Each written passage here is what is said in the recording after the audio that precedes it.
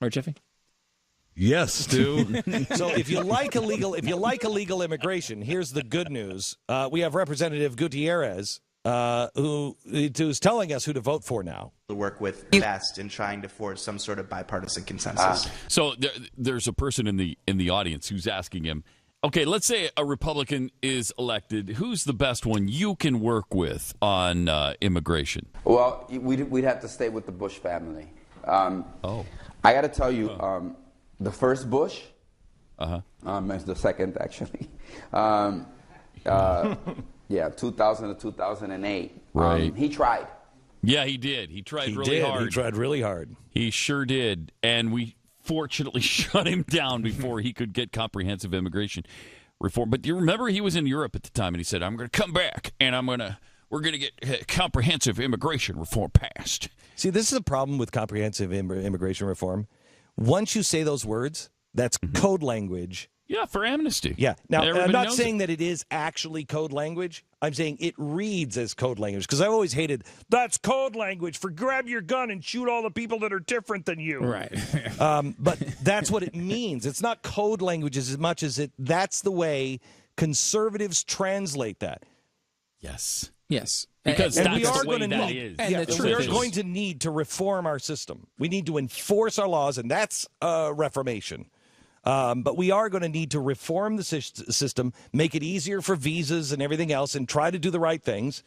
But once somebody says to me comprehensive immigration reform, I am You're done. Absolutely not interested. Because comprehensive typically means there's a lot of stuff. We're doing a very large bill, so we can put lots of things that aren't good inside of it. If you wanted to do just the good things, you could do them individually. You could do them in small packages. But instead, they want to do all of it together, so you get locked in with the good stuff, and you have to go along with the crappy stuff. Yeah. And that's what happens with all of these debates. Scott Walker is getting beaten up quite a bit over his interview with us, not necessarily by conservatives. Oh, yeah, I know that. Is he really? Yeah. Oh, yeah. And Why? I guess it's been for like 4 days now.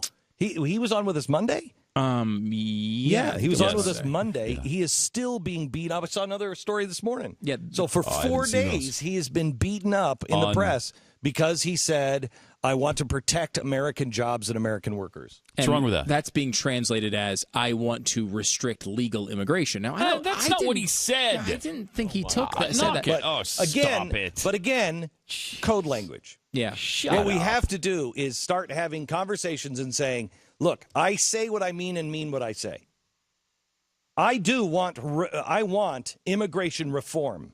Sure. And I do want immigrants coming in here. I just want them coming in through the front door. I want to do what every other country in the world does. To actually say, hey, this is valuable stuff. Yeah. What can you do for us? What can you do for us? We apparently every can't other ask country that. does that. Everybody else can ask that question. We cannot. Oh, yeah. For some reason. Yeah. I don't know why that's right. Not acceptable for us. It's inappropriate for us. But we're the only ones on Earth because everybody else, including Mexico, asks the question, what can you do for us? Why should we let you live here? It's our country. Why? Well, no, nobody else has to have that answer. Nobody who comes here. We just need a serious conversation. Yeah. We just need to be adults. That's it. It's just the country needs to grow up. Good and we luck. all half of the that argument can't handle that. I know. They can't handle it. Well, I mean, I would love if we could put people on truth serum. Mm-hmm. I'd love to have Elizabeth Warren and Ted Cruz truth serum. One of their stories would change. Back in a minute. Glenn Beck. Explore all the